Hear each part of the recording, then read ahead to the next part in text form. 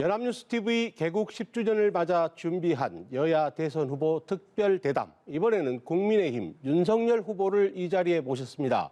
윤 후보께서 만들고자 하는 대한민국은 과연 어떤 모습인지 들어보도록 하겠습니다. 어서 오십시오. 안녕하세요. 네. 선거 일정 때문에 무척 바쁘실 텐데 귀한 시간 내주셔서 정말 감사합니다. 아닙니다. 이렇게 불러주셔서 고맙습니다. 네. 근데 요즘 정말 눈코 뜰 새 없이 바쁘실 텐데 하루에 잠은 몇 시간이나 주무십니까? 뭐 일정하지 않고요. 네. 어떨 때는 뭐 많이 못 잘 때도 있고, 네. 또 어떨 때는 뭐 오전 일정이 조금 늦어서 조금 뭐 푹 잘 때도 있습니다. 네. 필요에 따라서 적절히 네, 주무시는군요. 그렇습니다. 체력 관리가 굉장히 중요하실 텐데요. 첫 질문으로 이런 질문 던지겠습니다. 1년 전 이맘때만 해도 윤 후보님께서 제1야당의 대선 후보로서 이 자리에 앉아 계실 거라고 아마 상상한 사람은 우리 국민 중에도 별로 없었을 겁니다. 그렇습니다. 네. 혹시 과거에 혹시라도 본인이 정치인이 되거나 정치에 뛰어들 가능성이 있다 이런 상상을 해보신 적은 있습니까? 글쎄 이런 뭐 그저 검사를 저는 천직으로 알았고요. 네. 그리고 뭐 잠깐 제가 검사 8년하고 1년간 법무법인에서 변호사 한 적은 있습니다만은 네. 이게 내 체질하고 안 맞는다. 다시 이제 복귀를 했고, 이런 선출직 공직이라고 하는 거는 한 번도 생각해 본 적이 없습니다. 방금 이제 후보님께서 말씀하신 대로 검사를 천직으로 알고 계셨다고 네. 후보님 주변 분들한테도 저는 그렇게 네. 들었습니다. 근데 도대체 무엇이 후보님을 이 자리로, 이 정치판으로 끌어들였습니까? 어쨌든 검사를 천직으로 알았다는 것도 어떤 공익을 중시하고 공익에 관련된 일을 하겠다는 이제 그런 생각인데 네. 이제 더 이상 밖에 가만히 있을 수 없다. 네. 하는 이제 그런 좀 어떤 국가 전체에 대해서 어떤 위기감 네. 그런 것들이 저로 하여금 이런 결심을 하게 했고 또 많은 국민들께서도 좀 참여를 하라고 이렇게 좀 어떤 뭐 지지 내지는 좀 여망을 보내신 것이 아닌가 막 그렇게 생각합니다. 문재인 정부의 국가 정책의 방향이 잘못 가고 있다라고 절감을 하신 것이 계기다 이렇게 이해도 되겠습니다. 그렇습니다. 네. 네. 근데 이제 흔히 대선에서는 시대 정신을 붙잡는 후보가 승리한다고 그렇게 얘기하지 않습니까? 네. 지금 우리 시대 정신이 무엇이라고 생각하십니까? 이것도 만약에 윤 후보님의 당선되신다면 그 당선이 어떤 그 시대 정신에 부합한다고 그렇게 생각하십니까? 시대 정신이라는 거는 어떤 특정인이 만들어낼 수는 없는 겁니다. 네. 그런데 지금 뭐 국민들 전체가 이 시대 정신을 공정과 상식이라고 네. 뭐 대부분 보고 계시고 또 뭐 다른 정당의 후보자들도 그 시대 정신을 붙잡기 위해서 또 공정이니 뭐 이런 상식이라는 표현을 많이 쓰더라고요. 그렇습니다. 근데 이제 사실은 공정과 상식이라는 거는 이 사회가 돌아가는데 너무 기본적인 건데 이게 시대 정신이 된다는 것은 그게 철저하게 무너졌다는 걸 의미하는 거 아니겠습니까? 네. 그리고 많은 국민들께서 윤석열 후보가 그 시대 정신을 결국은 온전히 쥐고 있다. 네.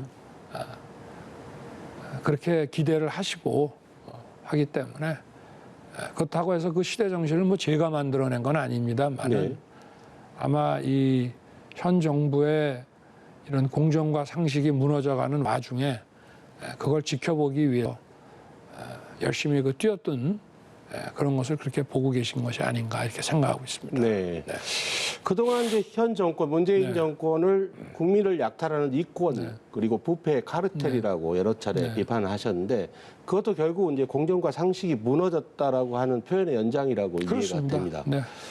이 정권의 뭐 대표적인 병폐를 꼽는다면 어떤 걸 이 자리에서 얘기하고 글쎄 싶습니까? 뭐 손가락으로 꼽기가 어려울 만큼 기본적으로 이 공정, 상식 이런 법치라고 하는 사회의 근간을 다 무너뜨렸기 때문에 거기서 벌어지는 그 병폐가 뭐 어디 한두 가지겠습니까? 일단 뭐 국민들께서 요새 많이 보고 계시는 네. 저런 그 대장동 사건에 대해서 국가의 가장 기본적인 사정기구인 검찰이 제대로 국민들 보시기에 이 수사를 제대로 안 하고 있지 않습니까? 그러니까 이런 것 자체가 이제 큰 병폐죠.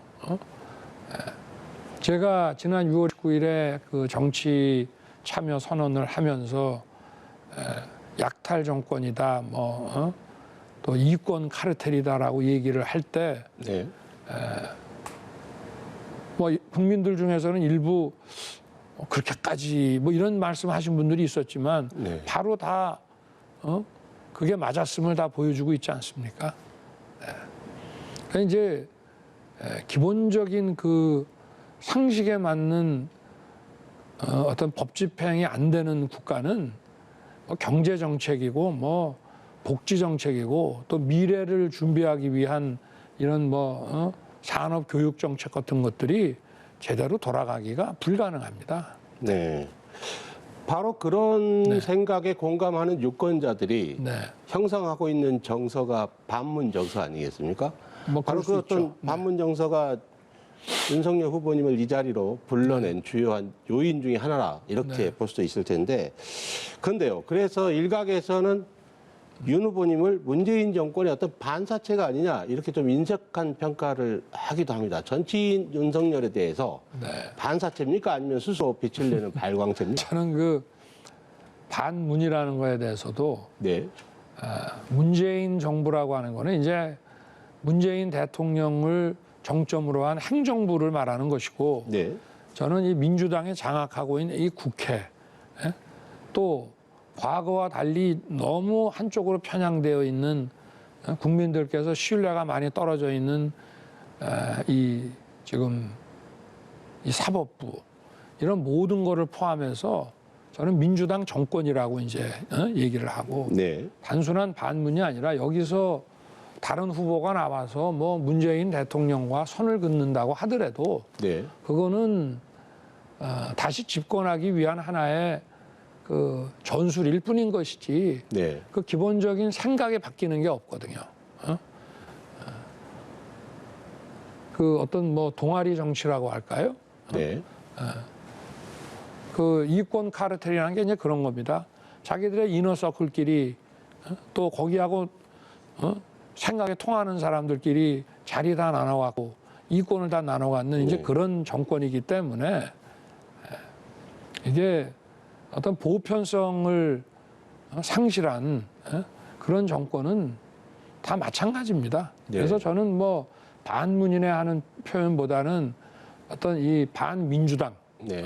이라고 저는 하는 게 맞다고 보고요. 그리고 뭐 발광체냐 반사체냐 하는 얘기는 별로 저는 거기에 관심이 없습니다. 네. 예. 어쨌든 빛을 발한다는 것이 중요한 것이지 예. 반사체냐 발광체냐 하는 그 자체가 중요한 건 아닙니다. 빛을 발해서 네. 거기서 이 빛과 열이 나옴으로써 생명체가 그 자라나고 또 대지가 그 기운을 받는다면 네. 그것이 발광체에 의한 것이든 반사체에 의한 것이든 뭐 큰 차이가 있겠습니까? 네. 네. 알겠습니다. 자, 좀 더 까다로운 질문 하나 더 네네. 드리겠습니다. 이제 대선에서 승리하시면 내년 네. 5월부터는 대한민국 네. 이끄시게 됩니다. 네. 그런데 이제 계속 윤 후보님을 따라다니는 질문 중에 하나가 네. 그동안 이제 검사의 경력, 네. 검찰총장의 경력만을 이제 네. 가지고 계신데 네. 이런 어떤 경력만으로 이 복잡하고 다면적인 어떤 국가의 안정적인 운영이 가능하겠냐 이런 질문을 던지는 분들이 있습니다. 이런 질문에 대해서 어떻게 답변하시겠습니까? 저는 뭐 검찰총장이든 또는 뭐 군인이든 또는 뭐 행정부에서 어떤 특정 직역에서 관료로 오래 생활을 했던 간에 네. 국가를 경영하는 데 필요한 그 자질에서는 큰 차이가 없다고 봅니다. 네. 어느 조직의 정점까지 올라갔으면은 그 조직을 운영해 봤을 것이고 국가 사무라고 하는 것은 다 서로 연결이 돼 있습니다. 네. 근데 이게 이제 대통령이라는 것이 뭐 선거를 통해서 돼야 하는 것이기 때문에 현실에서는 선출직인 국회의원들이 대선에 도전하기 또는 그 선출직인 그 광역단체 장이나 이런 분들이 그 선출직을 통해서 그 위치에 왔기 때문에 네. 그 대통령 선거를 통해서 당선되기에 좀 용이한 위치에 있다는 것이지 예. 뭐 어차피 선거를 통해서 그 자리에 오른다면은 그 경력이 국회의원이든 뭐 자치단체 장이든 또는 뭐 수십 년간의 어떤 그 관료 경험이든 간에 네. 다 그 직을 수행하는데 뭐 특별한 어려움은 저는 없다고 봅니다. 네. 저 윤 후보님이 상당히 학습 능력이 뛰어나셔서 굉장히 빠른 시간 내에 여의도 정치에 적응하고 계시다 이런 얘기도 들었습니다. 조직의 원리에 대해서도 잘 이해를 하시고 아마 그런 맥락에서 그런 말씀을 하신 게 아닌가 싶은데요.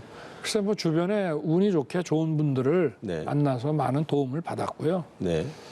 그리고 일단 나이도 있지 않습니까? 예. 그러면서 많은 걸 또 보면서 살아왔기 때문에 네네. 그래서 뭐 또 나이에 따른 그 어떤 뭐 좀 세상을 보고 또 느낀 뭐 그런 생각이라는 게 또 있고 하기 때문에 네. 그런 것들을 하고 네. 또 옆에서 많은 분들이 도와주시고 했기 때문에 네. 여기까지 오지 않았나 그렇게 생각합니다. 네. 제가 이제 청년위원회를 새로 구성하시고 직접 위원장을 맡으시고 이런 모습을 보면서 선대위나 이런 캠프의 어떤 움직임의 구성에 변화를 주겠다는 생각을 가지고 계신다 이런 생각을 하게 됐는데요. 근데 그 이전에 보면 좀 캠프와 선대위에서 인선이 참신한 인사가 좀 드물다 또는 몇몇 측근들이 의사결정을 좌지우지하는 게 아닌가 뭐 이런 의문들 내지는 비판적인 시각이 있었습니다. 이런 시각에 대해서는 어떻게 답하시겠습니까? 뭐 그런 시각이 있을 수 있죠. 네. 그런데 제가 지난 목요일 날 예. 그 최고위원회에서 그 상임위원장 또 총괄본부장에 대한 그 인선 부의를 할 때, 예. 인선한 부의를 할 때에도 저는 당과 함께 선거를 치르겠다 했습니다. 예. 경우에 따라서는 당 밖에서 그 후보가 된 사람이거나 당 밖의 인물이 영입이 돼서 후보가 됐다거나 또는 당권을 쥐고 있지 않은 그 사람이 후보가 됐을 때는 당의 선대 조직은 좀 그거보다는 바깥에 그 후보를 중심으로 한 어떤 캠프 위주의 예. 그 선거 조직을 운영을 많이 했는데요. 저는 뭐 당과 함께 하고 이 대선이 국민의힘이 더 그 진영을 확장하고 더 운동력이 있고 더 국민의 지지를 받을 수 있는 기회가 될 수 있도록 하겠다라고 이제 했습니다. 근데 저는 뭐 당 밖에서 이제 들어온 지 얼마 안 되는 사람이기 때문에 당 관계자들에 대해서 제가 자세히 잘 모릅니다. 네. 그러니까 그 어떤 거점이 되는 이제 총괄본부장 뭐 한 두세 분 정도는 네. 그 좀 다선 중진으로서 보임할 수밖에 없는 그런 점이 있고요. 제가 또 그때도 추가 인선은 하여튼 뭐 바깥에서 영입을 해오던 우리 당에서 보임을 하든 간에 네. 좀 지속적으로 이제 인선안을 발표하면서 우리 국민들과 유권자들이 느끼기에 국민의힘과 이 선대 조직이 어떤 국민들에게 좀 어떤 새로운 미래를 제시할 수 있는 그런 조직이구나 네. 하는 것을 보여드리겠다고 했기 때문에 네. 이제 앞으로 이 조직이 만들어져 가는 이 과정을 보시면은 예. 그런 우려는 좀 많이 뭐라 그럴까 좀 안 하셔도 되지 않겠나 싶습니다. 네. 근데 흔히 이제 후보님의 리더십 스타일을 형님 리더십이라고 하지 않습니까? 그런 언론 보도 많이 보셨죠. 근데 어떻습니까? 캠프나 선대위에서 네. 형님 리더십이 어떤 식으로 관철되는지가 좀 궁금한데 잘 통합니까? 이제 뭐 시작해요. 저는 뭐 과거에 제가 이 검찰 조직에서 조그만한 조직, 뭐 큰 조직을 이렇게 운영을 할 때 네. 기본적으로 그 권한을 확실하게 주고 예. 또 거기에 대해서 자기가 책임을 지게 하고 그리고 그게 제대로 작동하는지를 그 잘 이렇게 워치하는 예. 그래서 뭘 도와줄 게 있는지 또 뭐가 어떤 부분이 좀 잘못 가는지를 보고 예. 그렇게 하지 뭐 그 권한을 줘놓고 뭐 미주알 고주알 그 잔소리하고 하는 거는 예. 그런 식의 그 운영은 하지 않았기 때문에 아마 지금 우리 선거대책 조직도 뭐 제 일정부터 예. 만들어 놓으면 제가 좀 따라갈 생각입니다. 네. 요즘 이제 또 2030 젊은 세대들한테 러브콜도 많이 하고 계시고 다가가고 계시고 청년위원장도 맡고 계신데 네. 이 청년들 젊은이들에게 보여주고 싶은 윤석열의 형님 리더십은 어떤 모습입니까? 뭐 이제 청년들이 지금 현재 우리 사회에서 중장년층 기성세대보다는 많이 그 좀 열악한 위치에 있죠. 네. 어떤 뭐 일자리, 뭐 이런 자리, 그 다음에 자산, 소득 이런 모든 면에서 네. 기성세대 중장년층이 다 쥐고 있고 청년에게는 이제 기회나 이런 게 오지 않고 하기 때문에 그런 청년들에 대한 이제 각별한 그 배려를 해야 되는 것은 뭐 당연하고 네. 저는 우리 사회 발전을 위해서도 꼭 청년을 위해서만이 아니고 예. 우리 사회 발전을 위해서도 다른 그 어느 시대의 청년보다도 준비가 많이 되어 있는 이 실력 있는 지금의 이 청년 세대를 이 국정 운영이나 또 이 사회가 돌아가는데 이분들이 아주 대폭 참여해서 네. 그런 기회를 만들어야 이 국정과 이 사회 운영이 좀 전반적으로 네. 또 효율적으로 돌아가지 않겠나. 그래서 그리고 우리나라가 이 청년들의 이 참여가 선진국에 비해서 너무 저는 적다고 보고 있습니다. 네, 그렇습니다. 그래서 그 기회를 많이 만들고 하여튼 막 제가 선거 운동을 뿐만 아니라 선거를 마치고 제가 다음 정부를 그 담당을 하게 되면 청년들을 하여튼 정부 운영에 대폭 참여시킬 생각입니다. 네. 네. 자, 만약 당선이 된다면 집권 1년차 때가 가장 국정 동력이 집중돼 있고 또 뭐 새 대통령으로서 국정을 끌고 가고 싶은 의욕도 가장 강한 시기인데 네. 집권 첫 해에 추진하고 싶은 대한민국의 구조적 개혁 과제 하나만 꼽는다면 뭐가 있겠습니까? 그러니까 뭐 어떤 분은 이 정치 개혁을 먼저 해야 된다고 하시는 분도 있고 예. 뭐 노동 개혁 얘기하시는 분도 있고 이런데 저는 일단 뭐 집권 초기 100일 동안에 이 코로나 그 구제를 제가 하겠다고 이제 말씀을 드렸고 네. 그거는 이제 시기적으로 가장 먼저 해야 되는 일이고 네. 국정의 가장 그 우선순위는 하여튼 양질의 일자리를 많이 그 만들 수 있는 네. 여러 가지의 뭐 규제와 이런 교육 시스템과 이런 개혁을 이제 추진해 나가야 되고 네. 또 우리가 이 지금 뭐 4차 산업혁명이라고도 하고 또 디지털 심화라고도 표현하는 이런 엄청나게 변화되는 이런 그 과학기술과 이런 산업 환경에서 우리나라가 선도 국가로 앞서 나갈 수 있는 네. 그런 그 원천 기술 투자와 이런 그 연구 기능을 활성화할 수 있는 네. 그러한 그 조치들이 빨리 이루어지지 않으면 네. 이 5년 동안 시간이 많이 낭비될 것 같다는 그런 생각을 지금 하고 있습니다. 네. 네. 근데 이제 네. 정권이 바뀌면 항상 전 정권에 대한 수사, 처벌이 뒤따르고 또 불행한 전직 대통령의 역사가 되풀이되지 않았습니까? 그래서 이제 후보님께서는 당선 후에 정치 보복을 하지 않겠다고 말씀하셨는데 네.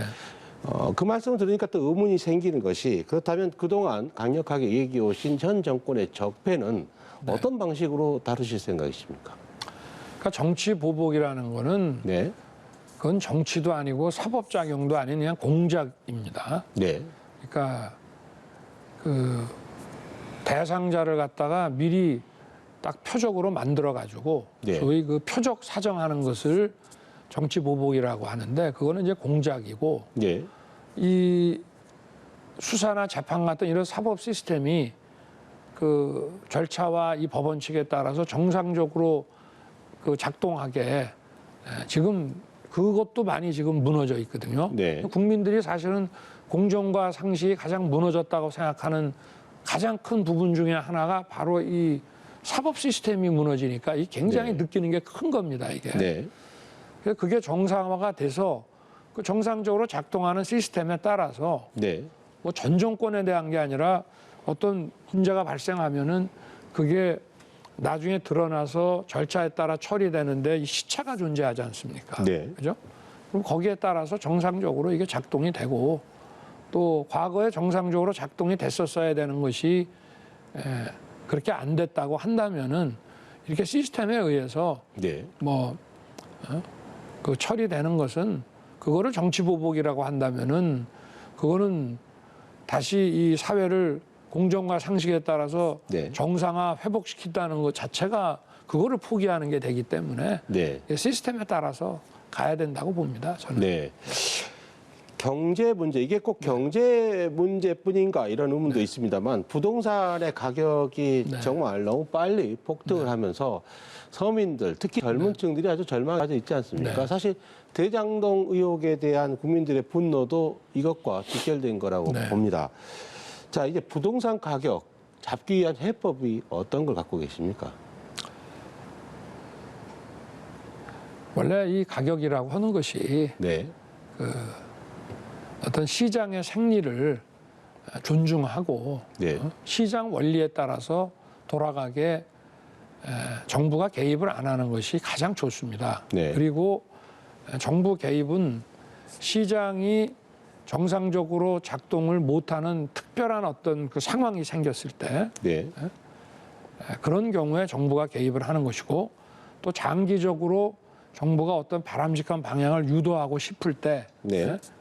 이제 그 정부의 그 장기적인 어떤 그 계획에 따라서 들어가거나 또는 이 시장 기능에 의해 가지고 그 어떤 그 취약계층이 발생을 했을 때 거기에 대한 뭐 주거 복지를 한다든가 네. 이런 경우에 해야 되는데 정부가 이 시장의 가격 형성, 수요 공급 가격 형성 기능에 어떠한 의도를 갖고 들어가게 되면 이게 시장에 늘 나쁜 신호를 줘가지고 네. 늘 정부가 의도한 것에 반대 방향으로 움직인다는 것이 그게 뭐 그 학계에서는 뭐 서양이든 네. 우리나라든 오래된 정설이기 때문에 네. 네. 그 점을 확실하게 좀 가지고 그 시장 이기는 정보 없다 그럽니다. 그래서 일단 부동산도 좀 시장의 그 자연스러운 기능에 좀 맡겨가면은 제가 볼 때는 이런 예측 불가능한 이런 폭등이라든가 이런 문제는 발생하지 않을 것으로 보고 네. 생각하고 있습니다. 네. 그런데 이제 종합부동산세 전면 재검토를 얘기하지 않으셨습니까? 근데 일각에서는 또 종부세가 부의 편중을 바로잡는 효과가 있다 이렇게 주장하시는 분도 있거든요. 재검토가 필요하다고 하는 논거는 그러면 일단 짧게 얘기해 쉽게 주십시오. 예. 제가 우리 앵커님한테 한번 여쭤보겠습니다. 네. 11억 이상의 집을 가지고 계셔갖고 네. 종부세를 맡게 되는데 그게 상당 부분이 대출을 끼고 만약에 샀다고 생각을 해보십시오. 이게 돈이 있고 또 그 자산이 이제 돈이 있고 소득이 아주 큰 사람한테 그렇지 않은 사람보다 더 많은 세금을 걷는다고 한다면은 국민들이 납득을 할 수 있겠죠. 네. 그렇지만 이 종부세 과세 대상자를 보면은 그 중에 또 그게 뭐 국민의 2%라고 하지만 이게 우리나라 2천만이 국민의 절반이 사는 수도권을 기준으로 하면 그게 10%가 넘습니다. 네. 가구 기준으로 하면은 거기에다가 그 집에서 임차해서 사는 사람들 결국은 이제 조세가 전가가 일어날 수밖에 없죠. 네. 그리고 또 그 집을 11억 이상의 집이 자기들의 순자산이 아니고 거기에 대한 부채가 많은 순자산은 얼마 안 되는 그런 사람들을 한번 가정을 해보십시오. 이거는 이 세금은 그야말로 고문입니다. 네.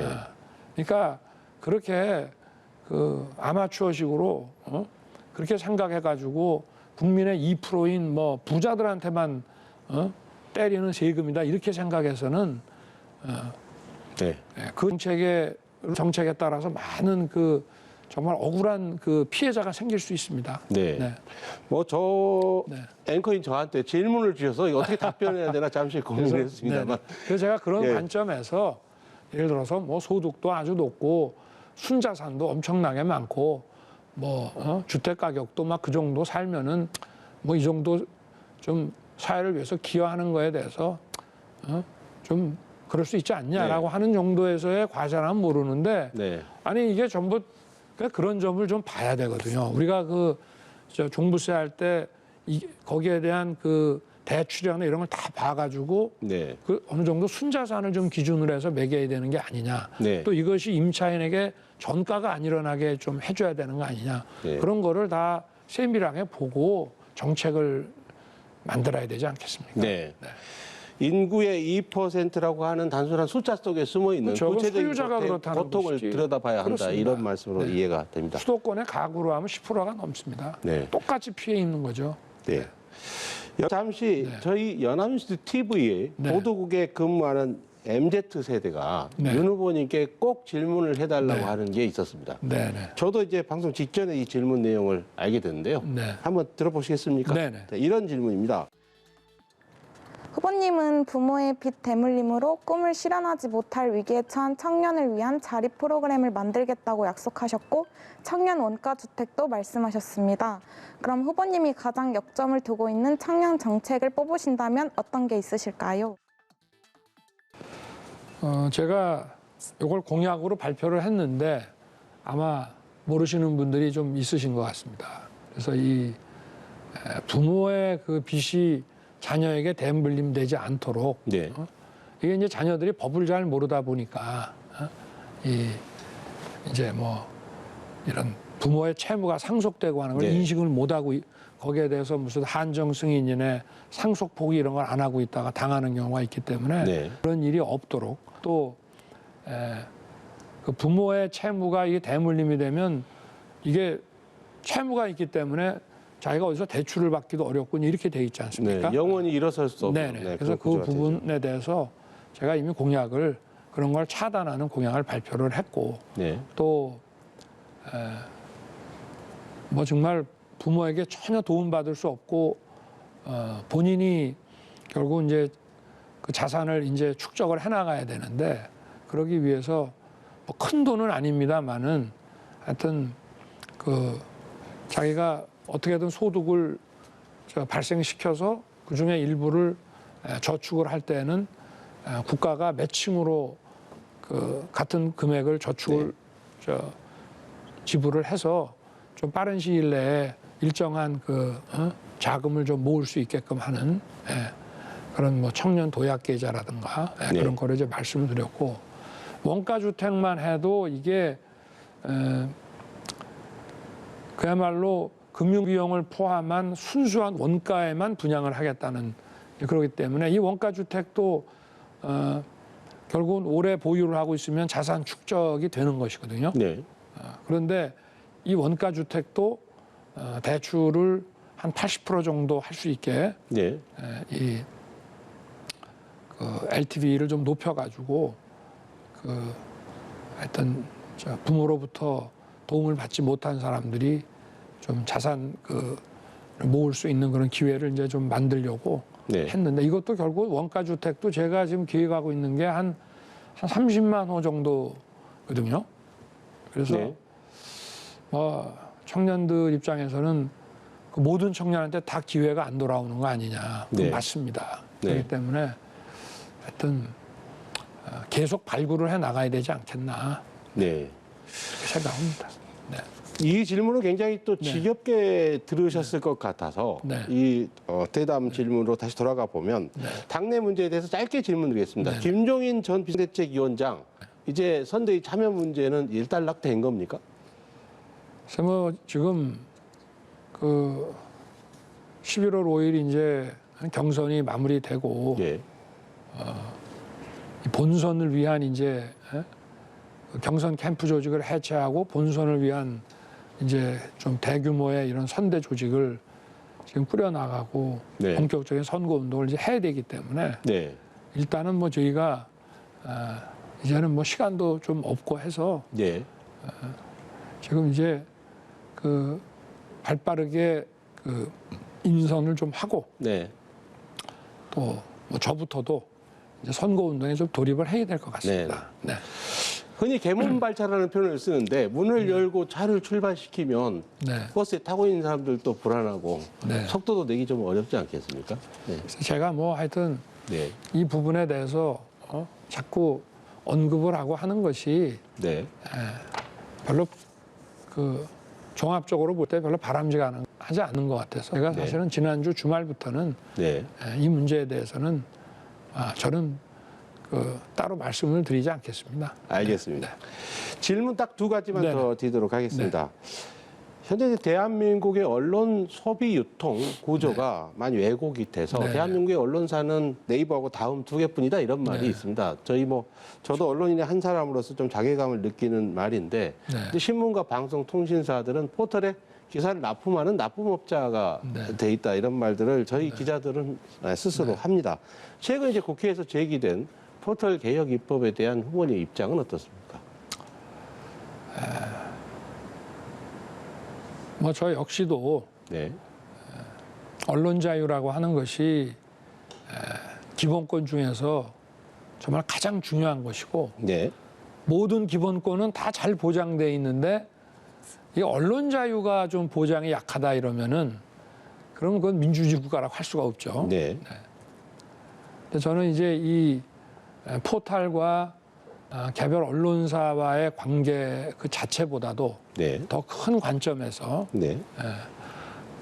각 언론사들의 자유로운 그 어떤 언론 활동이 보장이 되는 것이 네. 그게 바로 이제 언론 자유라고 하는 그 언론 자유를 보장한다는 그 시스템이거든요. 네. 언론 자유라고 하는 거는 언론 기관의 활동을 원활하게 보장해 주는 걸 언론 자유라고 말하는 것이기 때문에 막 그런 차원에서 봤을 때 언론 시장 자체가 공정한 그 어떤 경쟁 시스템이 마련돼야 되고 네. 또 뭐 그 어떤 규모가 큰 센 언론사의 다른 언론사들이 좀 불이익을 입어서도 안 되고 네. 이렇게 해서 그 어떤 언론의 자유를 직접적으로 핍박하는 그런 제도도 잘못된 것이지만 네. 이 언론 시장이라는 이 환경 자체가 이 생태계가 어떤 그 공정한 원리라고 하는 것에서 벗어난다 그러면은 네. 그게 사실은 어떤 개별 언론사의 어떤 개별 그 취재 활동이라든가 어떤 표현 활동에 대해서 보도에 대해서 네. 어떤 제한을 가하는 것보다 더 이게 심각한 문제가 아닌가. 네. 그래서 여기에 대해서는 뭐 그동안에 연구 결과도 많았고 네. 그래서 좀 차제에 이 부분에 대해서 좀 저희가 아까 제가 말씀드린 그런 관점에서 네. 어떤 좀 공정한 제도가 만들어져야 된다 이렇게 생각하고 있습니다. 알겠습니다. 끝으로요. 윤 후보님은 이제 반려동물에 대한 사랑이 각별한 건 온 국민이 다 알고 있습니다. 네. 토리 아빠라는 이제 별명도 갖고 계신데 저도 뭐 개인적으로 집에서 유기견 형제를 키우고 있습니다. 집권하시면 혹시 반려동물 복지 정책에 대한 어떤 개선 방안 이런 것도 생각하고 계십니까? 생각을 좀 여러 가지를 하고 있는데요. 네. 동물을 보호하고 네. 또 동물을 하여튼 키운다기보다 동물과 함께 사는 사람도 편안하고 네. 행복해하고 이제 이렇게 할 수 있는 제도를 더 발전시켜 나가야 되고 네. 그래서 이제 가장 저 반려동물과 함께 사는 분들이 제일 겪는 애로사항이 사람이 아플 때는 의료보험 제도로 네. 큰 돈 안 들이고 치료를 받을 수가 있는데 반려동물의 경우는 너무 비용이 많이 든다. 네.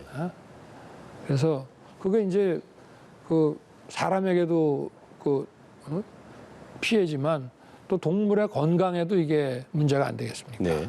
그래서 이제 전 단계로 등록제를 좀 철저하게 시행을 하고 네.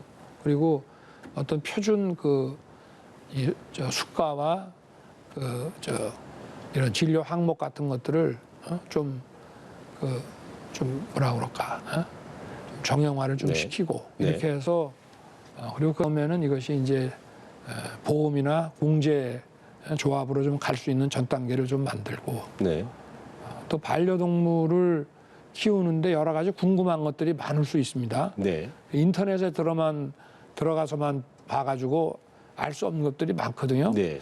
얘들이 이런 행동을 보일 때 이게 도대체 뭐를 원하는 건지. 네. 그러니까 제가 볼 때는 가이드가 필요한데 네.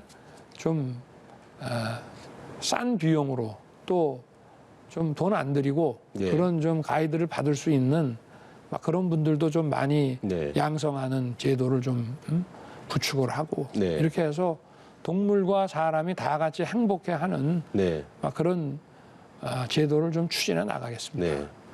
후보님 말씀을 들어보니까 직접 반려동물과 생활해 보신 분이 아니면 할 수 없는 굉장히 구체적인 답변을 하신 것 같습니다. 뭐 긴 시간에 까다로운 질문도 적지 않았는데 충실하게 답변해 주셔서 감사합니다. 불러주셔서 고맙습니다. 네.